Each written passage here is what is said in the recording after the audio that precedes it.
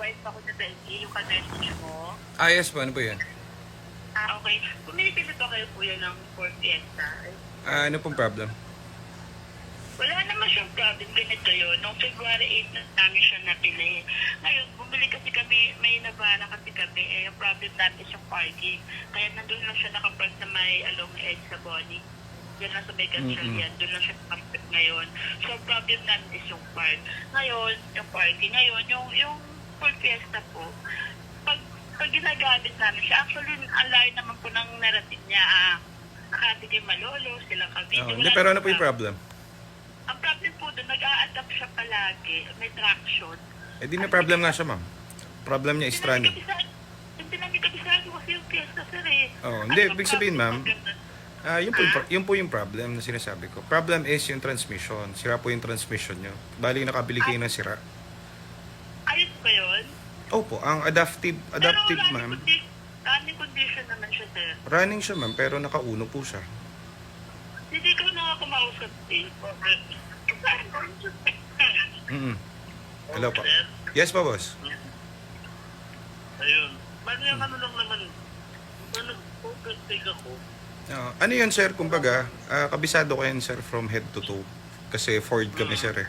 So, kumbaga, kaya tinatanong ko yung issue kasi hindi nyo siya bibenta nang kabibili nyo lang kung wala siyang problem. Ganun lang naman siya, eh. So, kaya tinatanong ko agad kung may problem para alam ko. Kasi kahit naman siya may problem, pwede pa rin naman po. Pero mas maganda kung alam natin yung problem. Hindi, kahit di ko testing yan, sir. Alam ko na yung sira niya. Transmission yan, sir. Tawag dito. Kaya nagtataka ako nung nagme-message kayo. Sabi nyo kasi, walang problem. Tapos nung tinanong ko ngayon, sabi nyo, adaptive dun sa clutch. Ano yun? Sa clutch. Sa transmission, di ba, sir? So, kumbaga, nakabili kayo, sir, ng sira. Kahit na hindi ko alam yung history, alam ko agad kasi sinabi niya dun sa page, di ba, ano, kabibili niyo lang last month. Marami kasing ganon. Maraming ganon na, kumbaga, binenta sa inyo na may problema na. Pag ganon pala may problem yun. Oo, kumbaga, binenta sa iyo, may problema na. So, ngayon, anong nangyari dun? Kayo yung mamumroblema kasi sira yung clutch eh. Kaya tinatanong ko po kung yung mismong ano yun, sir, transmission. Ano ba yung sintomas, sir? Kasi pag pinahinga namin, saglit, andar naman ulit. Yung transmission yun, sir. Maandar naman yung makina, sir, di ba? Maandar. So, ang problema nyo, yung shifting. Long ride naman eh. Long ride naman namin. Pag nagano lang ako, yung overtake, bumibilis. Hindi, ibig sabihin, sir, wala tayong problem dun sa ilo-long drive nyo. Ang ibig sabihin, sir, kung normal ba yun?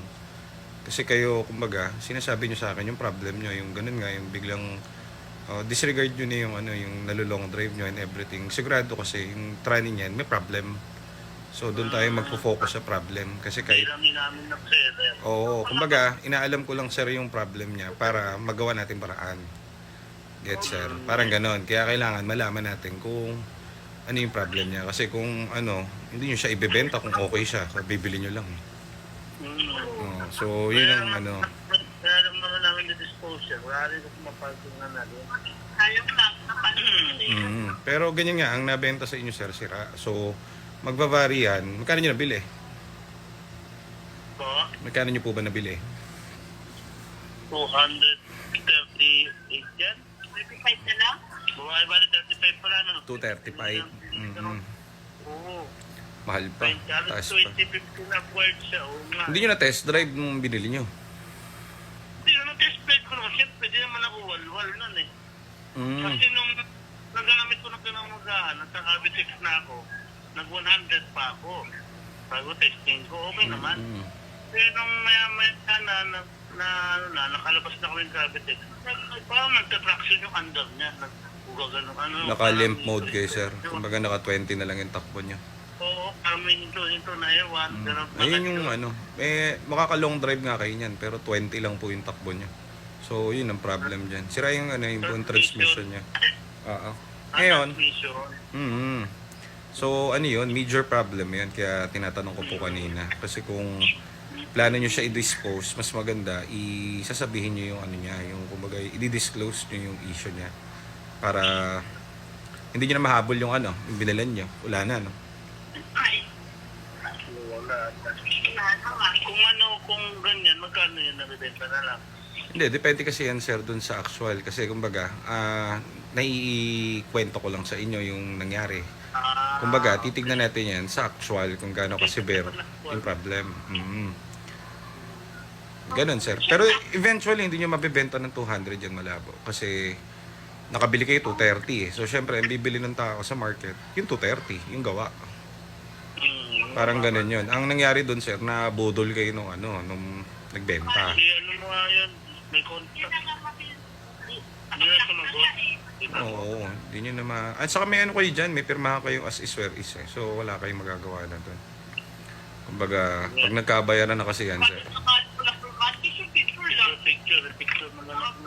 No, kahit kasi as is where is nyo yan, wala. Ganun at ganun talaga pag second hand sir. Kaya kailangan dyan, talagang nagsama dapat kayo ng mekaniko talaga na nung tinignan nyo. Maraming ganyan sa amin na nagbebenta. So, kumbaga, isa lang kayo sa mga ganun na nabentahan ng sira. May problema. So, sige sir, schedule na lang natin. Malapit lang naman. Baka tomorrow, if ever. Silipin namin. Tingnan natin kung gaano ka severe yung problema ng fiesta niya. Tapos, tingnan natin kung magkasundo tayo sa price. Sige. Hindi yun about sa sir, sa baba. Kumbaga, about yun dun sa, kunwari ako may 200 ma'am, hindi ko bibilin yung hindi umaandar, yung sira. Siyempre doon ako sa gawa ma'am, walang bibili nun. So, titignan natin yan kasi puro Ford yung handle namin. Siyempre kami yung mas better na makabili kasi handle namin siya.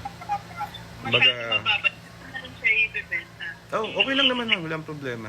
Kumbaga, sinagot ko lang yung inquiry nyo. Check mo lang na. Oo, walang problema. Ang sinasabi ko lang, at least alam nyo, sira yung transmission. Ngayon, kung ibebenta nyo nga po sa iba yan, wala talagang bibili ng 200.